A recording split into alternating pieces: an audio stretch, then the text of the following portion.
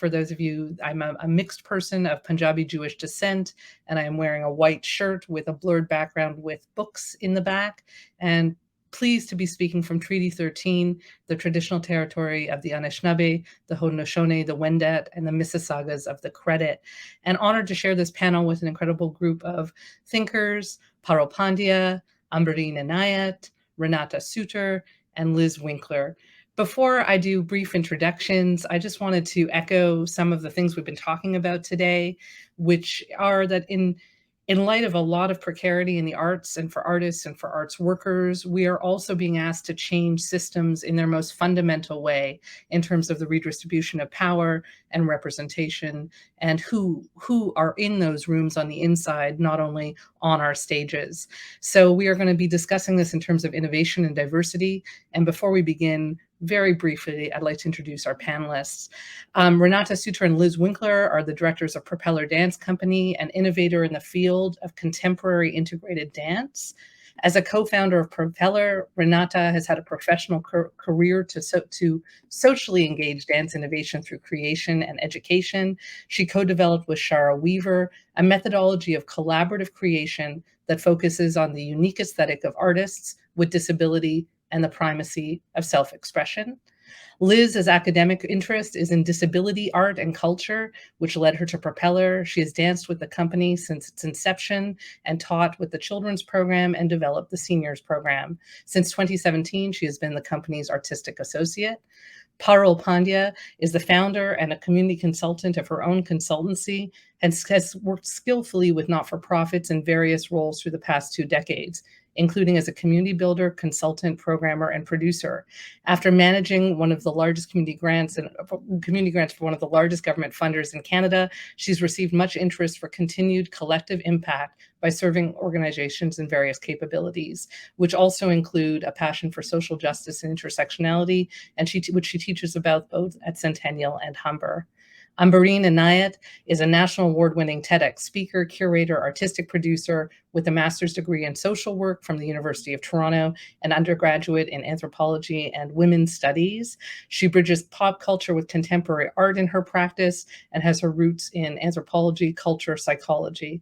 She's a visual storyteller and a playwright and has been the creative lead on some incredible large-scale events, including most recently executing a major event for the City of Toronto, Awakenings, an intervention in the Toronto History Museums, and also has been a longtime artistic lead and producer on Nuit Blanche Toronto. Forgive me, guys, for my long-windedness as I reintegrate into society, but I'm just honored to share this space with you. Welcome. To begin, I really wanted to ask, 2 years into what has been a huge amount of social change and the pandemic and calls for social justice, why are diversity, inclusion, and sustainability more important now than ever, especially in light of what people could argue is a degree of fatigue in terms of radical change. So please, anyone jump in, or maybe I'll just start by saying, Parul, why don't you start here? Sorry to put you on the spot, but why is structural change, especially in terms of diversity, more important now than ever?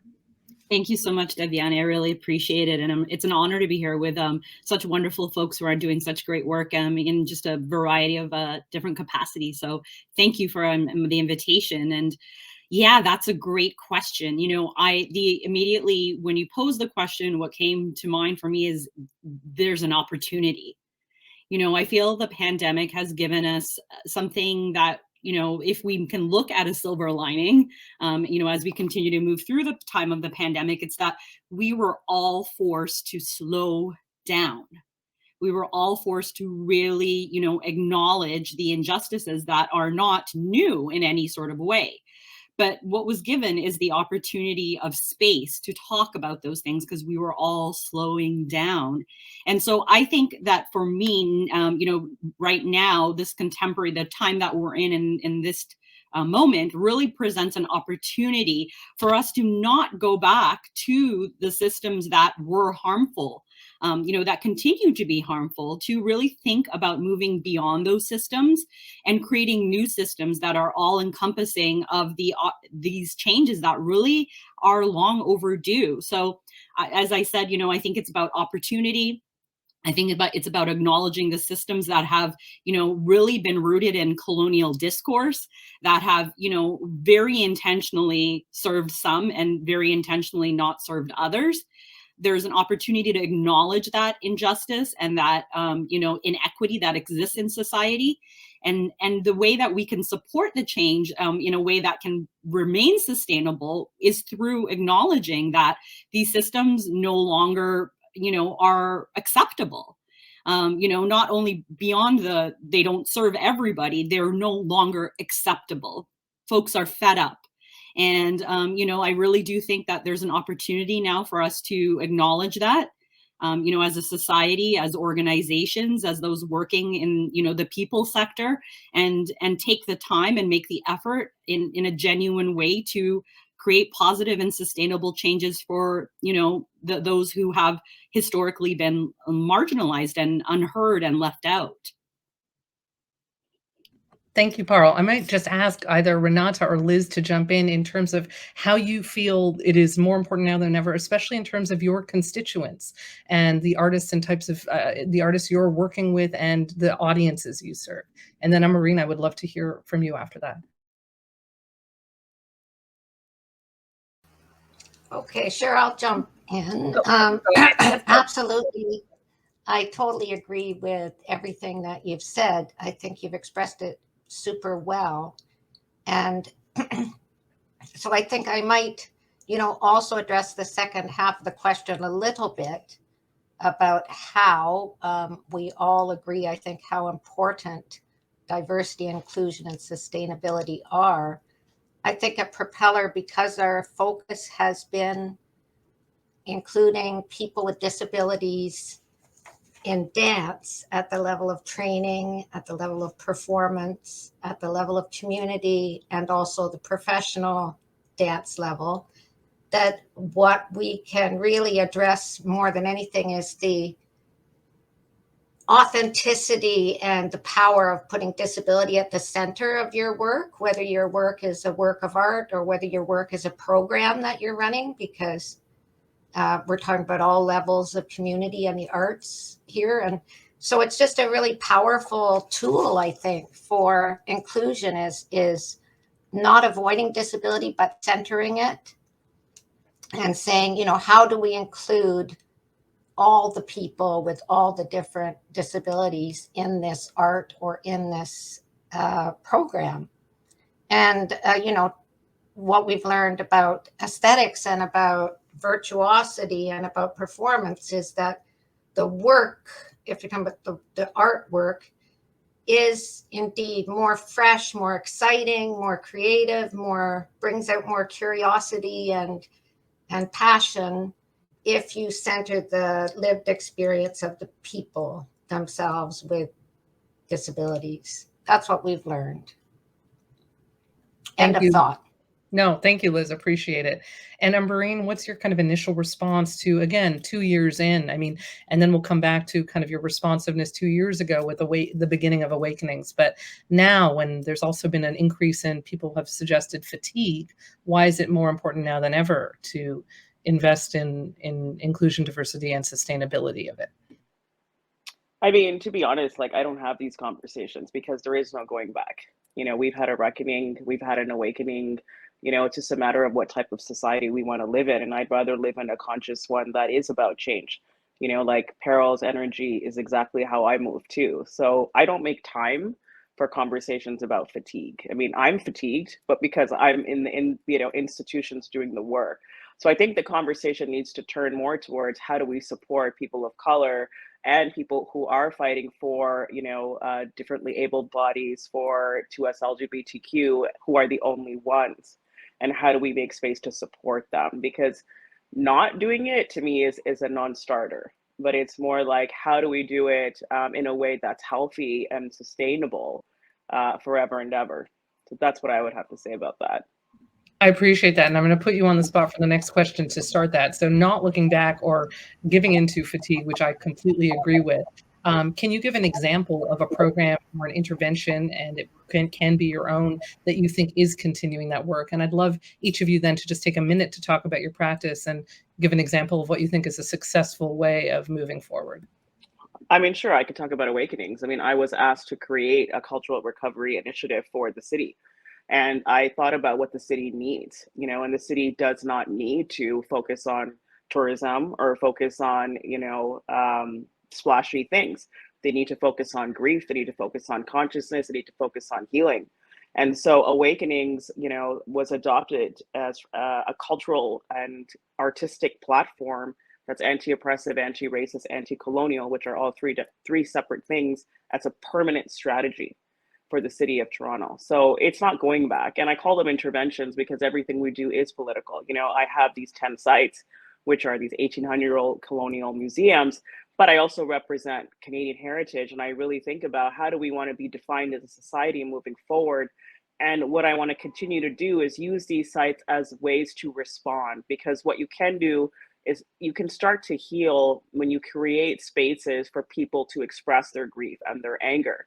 If we just jump towards everything's fine now, we're all going to go out and celebrate, then you're missing a step.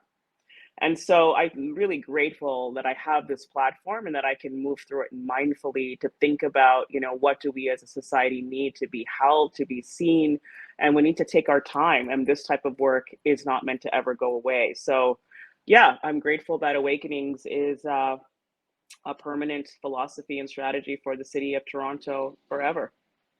And you talk about it as an ongoing call to action in some of your interviews. And I'm curious, what is the next phase of the program in terms of fall, just so we're aware?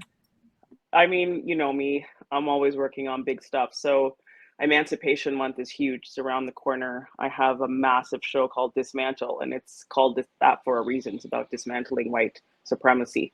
And that's launching at Spadina Museum on August 5th with Gordon Shadrach. And we're really literally like, taking over the house and highlighting the story of the Black laundress woman, Mrs. Pipkin, and we're turning around the gaze, and she's now the homeowner. And so when you come to the home, you're not only celebrating Emancipation Month, but you're walking through this space that has Black bodies and a gaze staring at you. And it's, multidisciplinary music. We have like 15 Black artists in the show, but it's not just about a house party. It's about saying that this is a reckoning and we're asking for change forever and ever. Nuit Blanche is coming up. I'm doing a big project there, Truth and Reconciliation. I'm doing a massive project. I'm doing a big project that's going to be announced called Read It, which is like a form of protest, but it's through reading. It's really about, emancipating your mind and unlearning colonial narratives. And I'm going to be dropping desks all over the city with books in them, like especially banned books. But what I would say, what is the future of Awakenings? It's a movement. So I'm going away from just calling it an artistic platform because it's a movement. Awakenings is who you are, it's how you move through life. And I don't want it to be that you just come and look at a thing. It's, what happens when you look at that thing, because we are now part of a public art movement, especially, if you think about how civil rights movements have changed since 2020. Everything is on socials. Everybody is sharing, as part of their brand, what their beliefs are. And I want, Awakenings to be a form of consciousness that affects our behavior and literally, call it a movement for the next phase and hopefully a global one. Thank you for sharing that, Umbereen. I'm excited to see the upcoming programming. Parul, in terms of your consultancy work and your teaching work, what do you feel is a recent example of a project you've worked on that feels particularly innovative in terms of continuing a movement, as Umbereen says? Yeah, so I'm going to take that from a little bit of a different lens, because a lot of my focus in the last couple of years has really been about education and the component of cultural competency. So, and I think that is a big piece that organizations really need to embed into their practices, arts organizations as well as individual artists, because what I'm realizing, being that I've probably worked with a few thousand learners over the last couple of years, is that not a lot of people have basic understanding of cultural competency and how to take, what Umbereen kind of mentioned a little bit earlier, taking the time, making the effort, and again, not working on colonial time. So I think it's the way in which we create that has been, the biggest lesson in practice in the way that we make and the way that we create these pieces of art.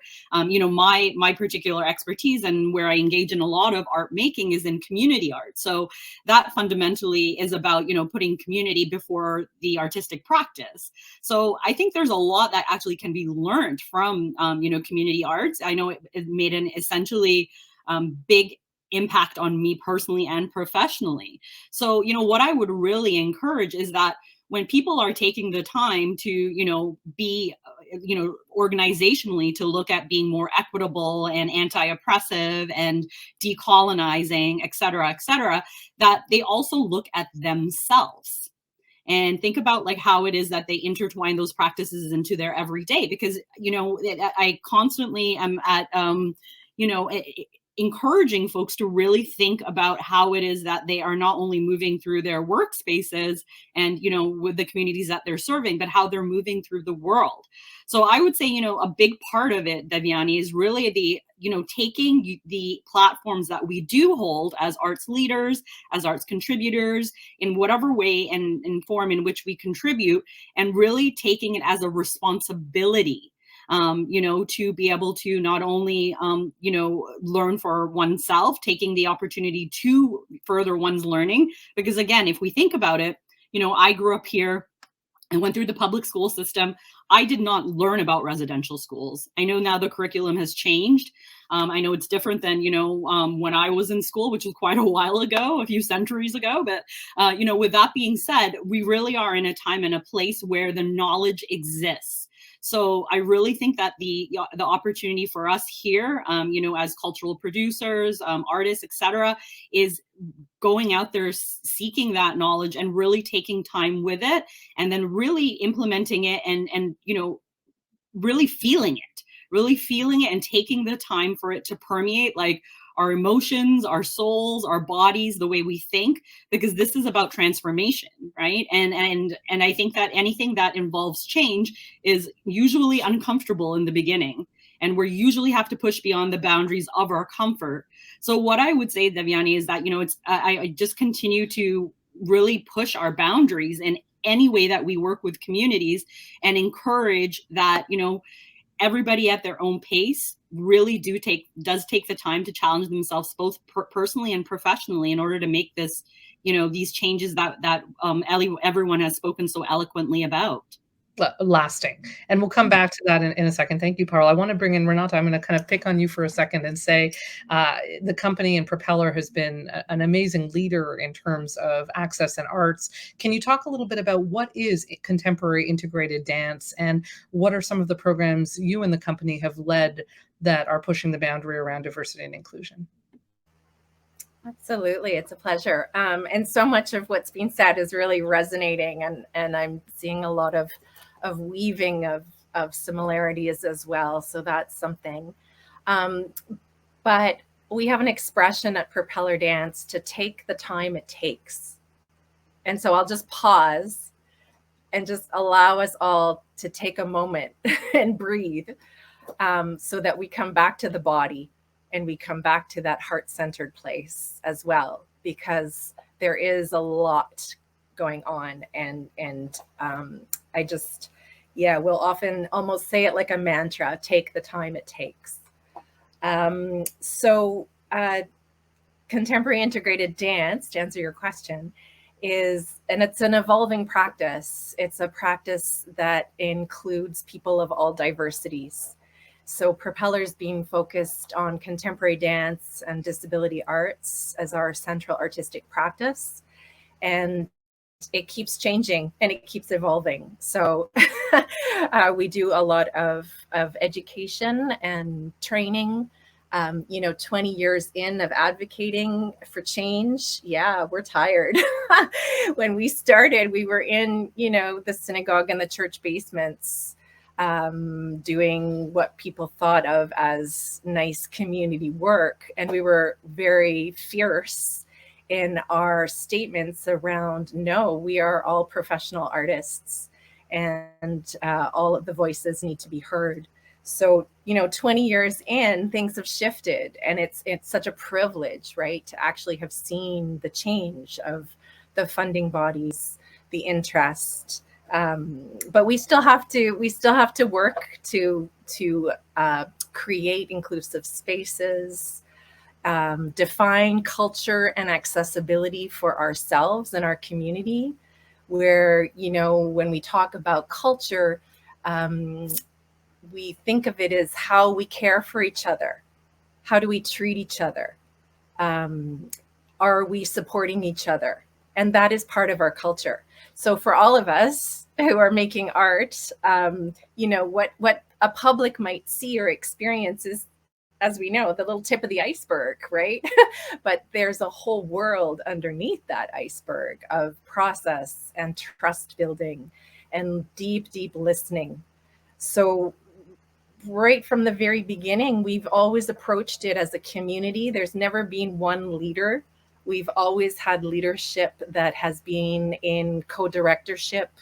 Now we're in a triangle of leadership with Liz and Shara and I.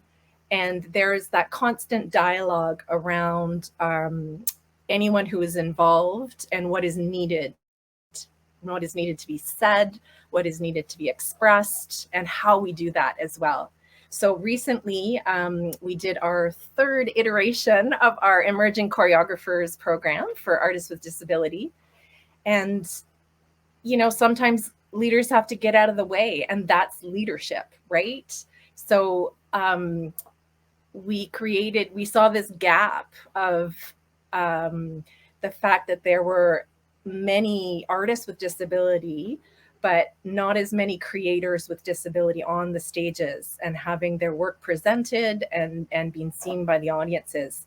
So as much as our creation has always been in collaboration with everybody at the table, in the studio, around the circle, we really wanted to provide mentorship and produce works by artists with disabilities, which included a whole training period. It was in 2014, Liz had her first iteration of Spasticus, which is quite a revolutionary work, if we can call it that. And that work has had many, many productions and iterations. And also what's really, really interesting is that we've developed a whole support and training program behind what you see on stage. So we've created a role called dance partner specialists. So we train staff on how to provide empowering, independent choice-making support. And we really work with each individual artist to establish what is their need in order to make their voice heard and have their work be. And we could talk about it for hours, because each of the 8 artworks that have been produced over the years are all completely different and completely individualized. So it's a very person-centered approach, but it's also very heart-centered as well, I would say. And then we're also doing big projects with some of the national institutions, and, you know, hearing, oh, wow, well, this is taking a little longer than we'd expected. And I'm like, yep. You know, and sort of pushing back when it's required to push back, and having those dialogues. So it's there's a lot to do, but it's a privilege to be part of it and to see some of that change happening as well. No, thank you. Thank you for sharing that. I mean, it sounds like co-leadership and slowing down are all aspects of new models and ways of being I hope we can take out of this pandemic. And I guess I'm curious, and this is for everyone, and please jump in.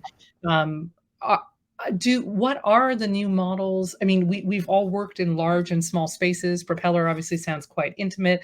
Umbereen, you're in the city. Parul, you have consulted with small orgs and also are working at Humber and Centennial. We often talk about smaller spaces being more nimble for adaptation. What do you think we need in terms of new models of leadership to support diverse artists and diverse leaders going forward? You just gave me an example, Renata, but I'm wondering if others can kind of give us some structural ideas for how we can imagine the future of organizations. I can jump in if you want. Yeah, please go ahead, Umbereen. I was just going to build on what Renata said, because for me, it's like, get out of my way. You know, I need freedom. you know, you don't, like, there's so many things when you work in any type of levels of institution that become bureaucratic that can slow down the process. And for me, real allyship comes from helping obstacles being removed. You know, we need freedom to be able to take the space to do this work, you know, to spend the time to hold the grief, to think about what the issues we're addressing, and then be in the space to actually execute something that's going to affect the masses. So I think leadership really needs to look like trust. It needs to look like care. It needs to be super gentle. And I want to see action. Like, if you empower people to do the work, then you have to not, you know, allow obstacles to be in their way and give them space to breathe. I love the new hybrid work models. You know, it's hard being in a space all the time when you're doing political work. So it's nice to, you know, be able to work from the gym, you know, to be able to work in places that support wellness. So continuing to merge wellness is also a huge part, I hope, of our future in leadership. Thank you. Parul, were you going to jump in? Yeah, thank you. I just want to echo what was already said. You know, I think the precursor to any change is the change in what our leaders currently look like. I mean, you know, being in the nonprofit sector now for over 20 years, 25 years, it still, you know, blows my mind how little representation of, you know, people of color and those who are systemically marginalized really do sit in positions of power and decision making. And so I think before we, you know, really think about that transformation of systems, we have to think about the transformation of the people that are leading the systems. I mean, you know, I can give the example of community arts and the fact that a lot of time those who are serving, you know, I shouldn't say a lot of times, but in certain occasions, you know, those who are serving don't even look like the communities they're serving. So there's still that very basic problem that, you know, we are very much still saturated in that concept of, you know, there's always the discussion of what is charity? Are we still sitting with that colonial discourse around savior syndrome, you know, where we have to come and rescue communities? So I think what is critical when we think about changing systems is that we realize that no matter how we engage with communities, whether they're our own communities or we're collaborating with others, you know, through allyship or partnership, that we think about, you know, really self-determination as the goal. We want to empower communities and artists and those who are creative that live in those communities to be able to realize what it is that they strive for, regardless of who they are, and remove those obstacles. So I think that, you know, the key with the way that I work with communities and, you know, have had the pleasure of working with, as Devyani has said, a variety of small and mid-sized, you know, organizations, is really building the, you know, from inside. And building people up. And, you know, I've had the opportunity over the last 10 years or so to mentor a lot of young women, which is really, you know, where my interest is supporting other young women of color. And what I find really interesting is when I tend to have conversations with them, a lot of times they'll say, you know, I'm not sure I'm ready for this. And so I think that that internalized oppression has really been built into us as especially people of color, where we constantly like question our own abilities. And that has, you know, really has hindered us from not only being able to feel that we can occupy this space, but actually strive and apply for these positions. Because it's interesting, I do a lot of work with like boards of directors, and a lot of times, you know, through my consultancy, people will ask me like, how come these communities don't come to us? And I'll be like, well, have you looked around the room? Like, you know, there's like, you know, again, representation does matter. So I think the bottom line is that we have to really be, you know, we need to force change in some of the leadership that exists currently, you know, and there has to be some ways of regulating that. So a suggestion that I'm going to make, Devyani, is that, you know, that we have terms to leaderships, because there are folks leading organizations that have been sitting, you know, leading those organizations for 10 years, 15 years. And they're, until their tenure, you know, it's close to retirement, they don't tend to step back. So I think it's critical that if we really want to care for each other and care for the communities, that leadership is an evolution, and it continues to be transformational. So, you know, there has to be some self-awareness on when to step back, when to take space, and when to move aside. And so, you know, I'm very much like Umbereen like that, in the the sense of like, I don't really have much patience. Like, I'm kind of just like, you know, you're the obstacle, so please remove yourself. And not in a way of saying that, you know, these folks are not, you know, valid in terms of what they've contributed. But again, there has to be a point where you have to be able to, you know, determine what is the best for your organization. And if you're coming from the perspective of really caring about the work and the communities you're serving, then you have to be, you know, righteous enough and self-aware enough to be able to understand when you are, you know, an obstacle to that change. So that is really, you know, something that frustrates me and continues to frustrate me, is the lack of diversity represented at the leadership level. And I think that would be such a transformational opportunity, because those leaders are going to be different and innovative in the way that we think. I mean, I can already speak from the perspective of, you know, working again with some young people of color, and the way that they're thinking is much different than even, you know, I'm thinking, right? So there are opportunities to think about new ways of thinking of systems or thinking of operation. And I think that those, again, need to be sought and found by shifting what leadership looks like and giving people of color and other marginalized people the opportunity to take space that's decision making. I couldn't agree with you more. And Renata and Liz, I'm going to bring you in a second. I'm just going to also say, I think so much starts with governance. And as you said, senior management. And part of what I was alluding to at the very beginning, and I'm putting this out to all of you, is I think there's been a window of 2 years around radical change. And it is an ongoing project and it is happening. But I also feel like as it comes down to stepping out of power, we're also seeing the potential for retrenchment, especially in the upper management and governance space. And I'm on 4 boards currently as a person of color, and part of boards that are 50% more BIPOC or marginalized folks.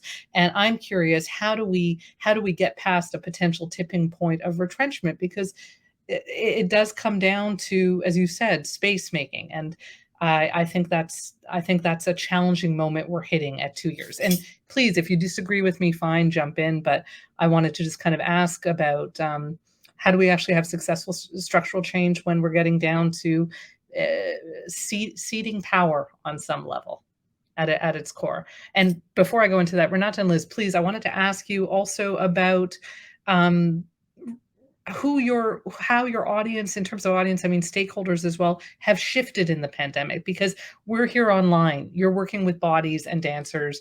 Have you been doing things in person? So sorry, those are 2 very different things. I'm getting back onto my moderating stride, but why don't we just start with Renata and Liz, audience shift.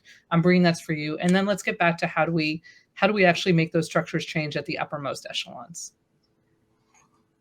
I would speak to the pandemic and the whole community, and then I'll let Renata say something as well. It was very eye-opening for us, very challenging as well to sustain our community, because it is a big community throughout the pandemic. But it was an opportunity, and we were able to do digital programming that involved people in new ways, and we were able to up the ante sort of with our access tools like sign language, like speaking the movement and so on. And networking and educating ourselves about disabilities practice, you know, in the arts all over the world. Like, it really was a fabulous opportunity. And so I'm sort of jumping around there. So there was opportunity at the level of networking with other integrated dance organizations and multi-arts organizations. The digital dance and disability network was part of that. We were able to bring together artists with disabilities from all over and some technicians to work with us. And it was really exciting. And I think it will, in the long run, provide a lot of opportunities for the artists with disabilities to create even more amazing work. So that was part of sort of the plus side. Plus, on the side of our community, we sustained them mostly thanks to some pretty awesome teachers, but also the community grew. So now we have students in Toronto, we have students in different parts of Canada that are still tuning into our classes And we identified the need then for a Zoom class, which Shara's going to be teaching. So it did change our practices, and it did actually grow our community. And it allowed our community to be more inclusive because, you know, people choose, when you have a disability, you choose where you live, partly dependent on if there's a community there for you, right? So, you know, it's great if we can reach out to other communities on a more regular basis like that, other than just Ottawa-based communities. So, I mean, and this is one of the things that so many people have spoken about in terms of growth of reach and the ability to lower barriers of access through certain programs that maybe were restricted due to geography. Of course, that depends on if you have access to being able to be online, but it sounds like it worked for the Propeller dance community. Yeah. So, and I'd just like to add just one more thing about the leadership portion, that, you know, we're more and more, for instance, at the level of the board, trying to include people who have very different minds and bodies, right? People of neurodiversity and so on. And so I think it's really important when you're trying to be inclusive of people who have been marginalized, to listen to those people about what it takes to truly include them in a meaningful way. And so when we're transporting our leadership to people who have been marginalized, we want to be able to have those important conversations with those people about what their needs are in order to really participate in those leadership positions in the best way for them to shine and share their knowledge. End of thought. Thank you. Thanks, Liz. Umbereen, and I want to go, you know, I'm so sorry for my kind of split question there, but I wanted to just ask you before we go into kind of boards and governance, how has your audience shifted, and who do you feel your stakeholders are now in terms of who are coming to the city museums, what you've seen shift? Obviously, we've gone through, I don't know the details of online programming around Awakenings versus in person, but what are you seeing in terms of who's in the room? So, I mean, it's definitely shifted. I used to do Nuit Blanche, which was like 1.2 million people. And, you know, online, I've released a ton of films and interviews and performances. So what I do now is I make sure everything I do has an online component. So whether that's interviews from the artist to speak about the intention, whether that's a performance, I make sure I film it. Because I just know that, you know, once the pandemic started, every culture became digital, and I don't think we're going back. So for me, that's a form of archiving, you know, materials. It's a form of decolonization, because how do we show that we were there if we don't record it? So definitely, you know, I create work so that I commission and create work that it's relevant to one person now. Yes, I think about, you know, the hundreds of thousands of people. I have a Nuit Blanche brain, but I care about the one. So that's how I move now. If I can affect one person, that's all that matters to me. And I really try and change the paradigm model of what counts as success, because what I do is because it's the right thing to do. I don't do it because it's going to attract, you know, this many impressions and this many people who walk through the door and blah, blah, blah. You know, that's not what matters, especially as a city. You have to take a stand. And so you got to do the hard stuff. So for example, you know, when I dropped that image, Oh Canada, for Indigenous Veterans Day, there was no one there. You know, there was a pandemic, you couldn't go into the fort, but we did it. And that image, you know, was pretty strong. It went viral, and we ended up on, I don't know, global news the next day, talking about why we did that, and, you know, what Indigenous Veterans Day is about, and why people didn't know about it, and how, you know, graves, you know, were never seen before. And so if we didn't do that image, we wouldn't have had that dialogue, that wouldn't have had that trickle down effect. And, you know, I got tons of messages from, like, you know, Indigenous elders and community going, you know, respect.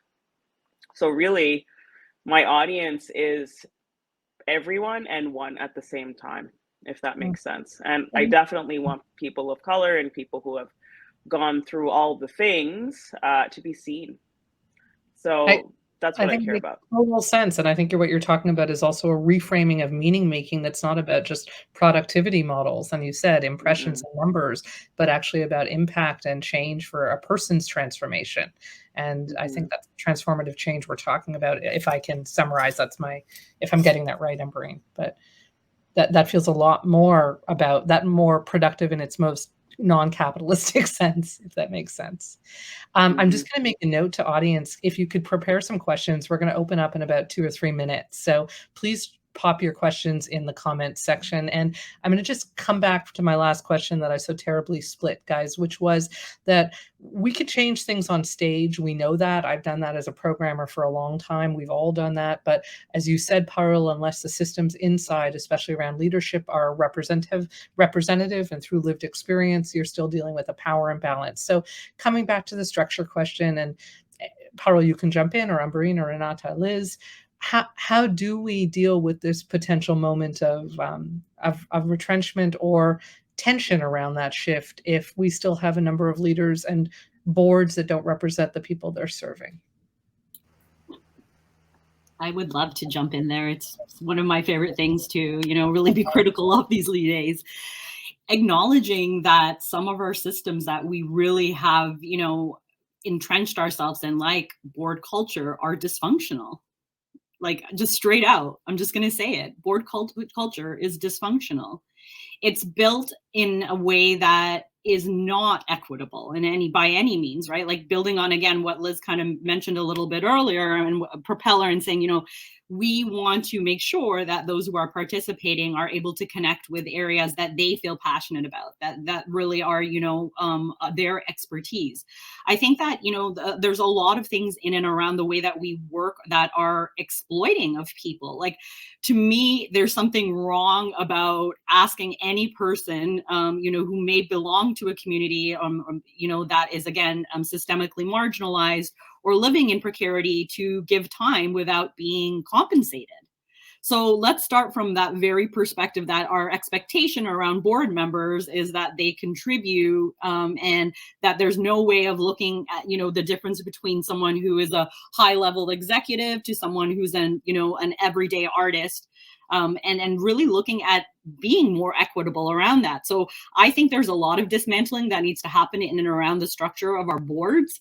I don't, as being that I've managed boards to being on boards, we are able to easily see that different people, contribute differently and different amounts based on who they are. So I think that's a telltale sign that there's something wrong in the way that we structure our boards, and that culture, again, is very much built on colonial discourse, where there's a great disconnection between those who sit at a board level, often, not always, but often, and the actual frontline staff.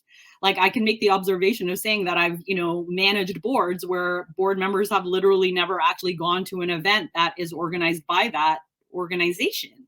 Like, that is problematic.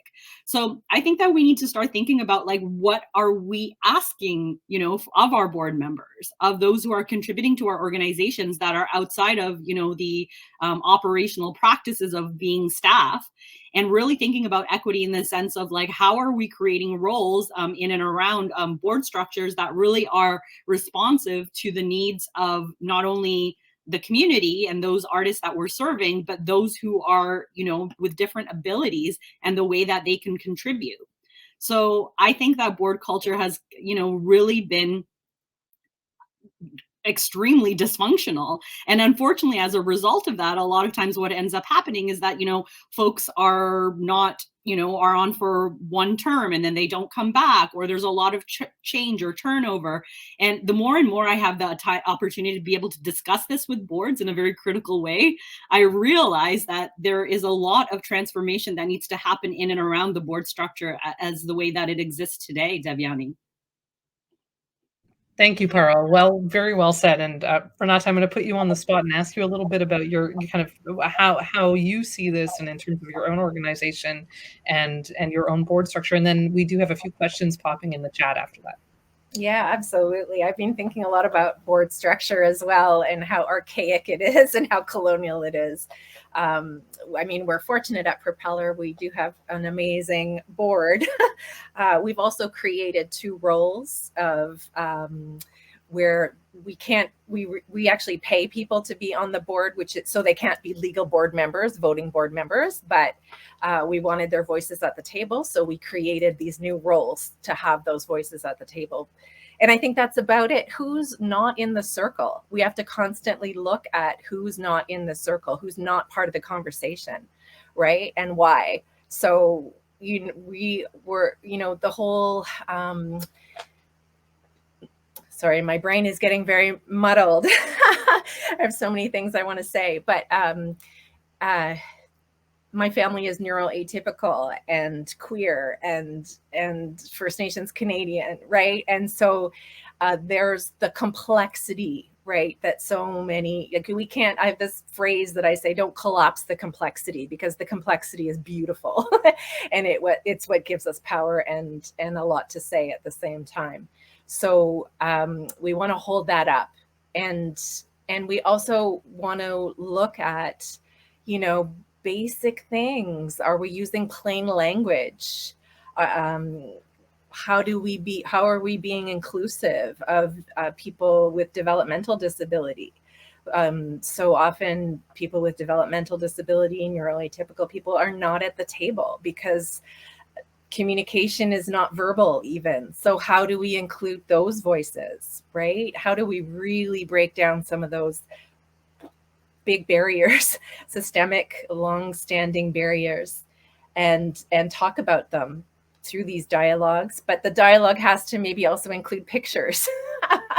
That's Jordana's doing this incredible job, right? But there's different ways, and that's partly why we're in the arts, because we're seeking ways to express, and some of that is nonverbal. So we need to make space for that too. And, I would also question, people have a hard time with change in general, but we need to look at an organization, even Propeller, I'm sort of throwing this out there, but maybe it's time for organizations to move on as well as leaders to move on, right? So because the longer you're in something, you do get more bureaucratic. We don't always want growth. How do we define growth and success? It has to be on your own individual self-determined terms, right? It's not, as is already being said, but by the numbers and the data and the statistics and your bottom line growing year over year. There's other ways that you define success. And I'll just say one more point as well, is that Propeller, taking another breath, because somatics and taking care is also really important to this work, is we've had to be the advocates, we've had to be the training institution, we've had to be the producers, we've had to be the creators, we've had to be the administrators. So I would say let's look at the universities, let's look at the colleges, let's look at the school system, and widely ensure that sense of diversity and inclusion is starting with our children, right? I have so much to say about that too, but that's another conversation. So are our children hearing and being part of these conversations as well?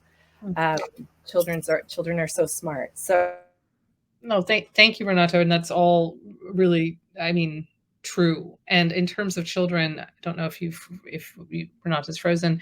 I just wanted to follow up with a question from the audience that kind of leads into that, and also say, please put questions in the chat. But in terms of education and children, Renata, one of the people listening is in the States and has said, is there any take on misinformation as well? Because here in the States, the retrenchment after George Floyd has been notable and more explicit. The rise of replacement theory, fears of misrepresentation around critical race theory, baiting and leading to new laws and chilling effects in schools, libraries, and the arts.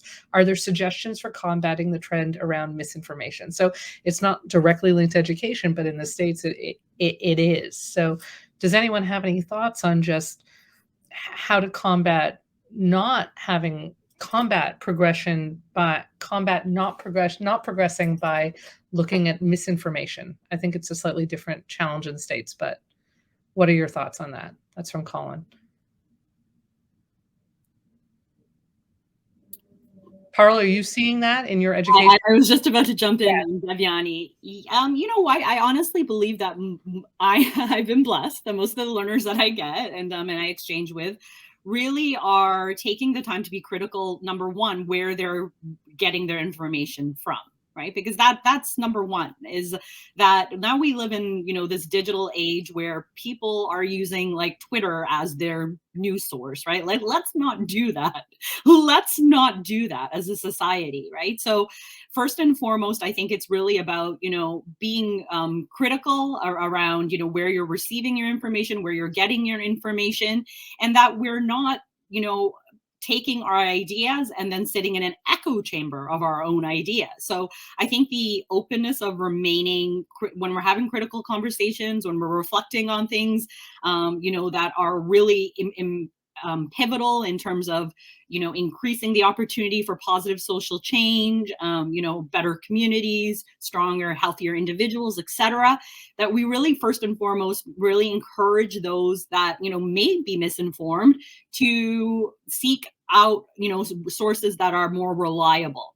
And then furthermore, to take the opportunity not only to, you know, form one's opinion and have it as a be-all, end-all of opinions, to make sure that we're open to engaging with conversations with our community members. Because often what I see happening in, you know, my classroom spaces are really critical conversations that at times can be slightly confrontational, but are always very respectful. So I think the important thing is that we don't shy away from having critical conversations, that we don't let fragility, and I'm going to bring up the example of white fragility, because one of the questions I often get from folks that are participating who are white folks is like, I don't want to say something that is you know, that is wrong. I don't want to offend someone. So I'm well aware, working in community and working with people right now, that there is a lot of sensitivity because of the fact that, again, racial injustice, you know, whether it's with Black communities, whether it's with Indigenous communities, whether it's we've seen with the anti-Asian sentiments, etc., you know, really are permeating and they exist. So now how do we create, you know, critical conversations and ask the questions we need to ask? So I will always encourage my learners to ask questions. There's no such thing as, you know, a bad question. And that, you know, we really take the time to create space where we can have critical conversations, not be critical of each other, but be critical of each other's, you know, thought processes. So I think that's the thing, is that we don't start attacking each other. And we take the time to be able to, you know, access good information, but and from reliable resources, and then take the time to also be able to disseminate and like really, you know, talk and have critical conversations around that which we have learned. So I think that's the big thing in and around that. And yeah, misinformation is a huge problem these days. But I do find, luckily, you know, a lot of the learners that I'm working with really do take time to, you know, find, again, sources that are reliable sources and have critical conversation with their peers. Thank you, Parul. I want to ask, and I know it's been a bit of a whirlwind, I so appreciate all of your thoughts. We have about 5 more minutes. I wanted to leave off with a question around how you each find hope for yourselves in terms of your own practice and moving forward, because as Renata has suggested, we need to work with care and take breaths. This has been a bit of a fast mental repartee, and we could have done some maybe more pausing, but Umbereen, you and I have spoken in the past about kind of conserving energy in the long haul. So I'm wondering if we could just kind of go around the Zoom screen and leave people with a thought of hope and how you take care of yourself through this process of transformative change. I'm also just going to remind the audience that please come back at 3:30 for a performance by Asia Clark. So there's a break just after this and then a performance at 3:30. Umbereen, do you want to begin? Okay, sure. So words of hope. I mean, I'm full of hope. There's so many great things happening now. There's so much effort being made on, you know, all sides of the spectrum. you know, and in some ways it's time for us to be seen. You know, it feels like a huge relief. Like when I heard the word microaggression, I was like, oh, that's what that is. You know, it's funny. But I was like, that's just my life. But anyways, yeah, it's kind of nice to sort of have like people like Parul, who's amazing at doing all the stuff when I can go do other stuff, because it's like there's a huge stage and people are willing to listen in a way that they haven't done before, which is awesome, and be held accountable, which is also awesome, or stay relevant. And then in terms of self-care, I mean, honestly, like movement, you know, I used to not be very physical at all, and that's not good. So I've been learning that, you know, doing yoga, like being out at the gym, doing boxing, like doing, you know, before I was like, I just meditate, but that's not enough. You know, actually physically moving, I find helps, because you're carrying so much, you know, in our bodies and in our DNA, and there's a lot of weight we all carry. So I would say definitely doing stuff in community also helps. Like I have a coach, and I was like, I work out on my Zoom calls, you know, on YouTube. And she was like, no, get a life, go out into community. And she was right. It was super healing to be able to just be with other people and move. So that's what I would suggest. Thank you. Liz, yeah. Okay.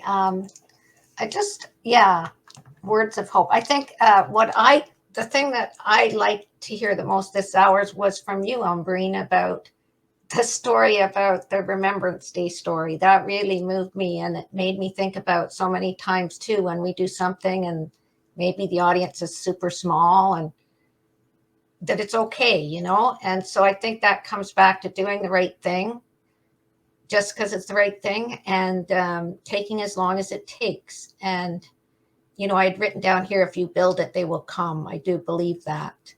At the same time, I think we have to sometimes reject imperfect access and have conversations.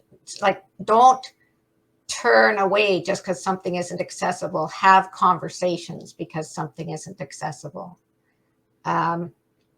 And yeah, the hope for me is in the community. And I think, you know, I'm totally convinced that the only way to make and sustain social change is for communities that have been traditionally marginalized to work together, you know, and then we are completely powerful and we can make these sustainable changes. So of course there's hope. Yes. Thank And you. the thought. Yeah, no, thank you for sharing that. Parul or Renata, whoever. Parul? Yeah, I would love to chime in, because I'm going to say, you know, the biggest sense of my hope, and it's like been so much for me on a personal level, which is so wonderful, and I'm so thankful, is the opportunity to be able to, you know, engage in platforms. Like, for example, like I've been at Centennial for a few years now, but this past year, you know, I had 45 students in my Humber class, and that is all the hope that I need, because I see just how whip smart a lot of those that, you know, are working in the sector, in the arts, already are, and that knowledge already exists, you know, through people's lived experiences, but not only that, through their work experiences, because a lot of these learners, again, are in post-grad, you know, programs, and have gone through working at a variety of organizations in a lot of different capacities. So my hope is seeing the wave of enthusiasm around the learners that I get to engage with, that are really listening. You know, my mentor is an elder. His name is Little Brown Bear. And he often says to me, it's not enough to listen, you have to listen well. And, you know, it really resonates with me, because there's the action of sitting and listening to someone, but then there's actually the action of sitting and listening to someone with your body, with your emotions, you know, with every part of your being. And I find that sort of exchange I get to have with my students and my learners are just wholehearted in that sense. So that's my hope, is seeing that there are, you know, so many young folks and, you know, and career folks that are already in a place where they have the knowledge, they have the ability, they have the experience, and now to empower them to take space and create space for others while they create space for themselves. So I think that, we're in a place of transformation, especially in the nonprofit sector. I'm excited. I haven't seen this happen in 25 years that I've been working in the sector. So I just want to be hopeful, and I will remain hopeful towards that momentum that it will carry through and lead us into fruition around all of the ideas, all of the sentiments that we've expressed, as a group coming from a variety of different, disciplines and communities. Thank you. So beautifully said, and agree. And Liz said in the chat, there's a lot of hope and mentorship, and I agree with that as well. And Renata, can you give us our final closing thoughts before we sign off? I would say just breathing and somatic work, bringing it back to the body and really honoring big emotions. And, there's a mental health crisis in the world, right? So we have to heal ourselves, and together we have to work together to continue to heal and be gentle on the earth as well. And we'll do it together. Thank you for those thoughts. And I want to say thank you all for your time and your thoughtfulness. And please excuse my slight speediness out of nervousness, but when things slow down and we are embodied and mindful, it is the place to come from. So I'd like to just thank you for all participating and for everyone who listened, and remind you to come back at 3:30. Have a wonderful day. Thank you. You were awesome. Thank you, Devyani. Thank you. Bye.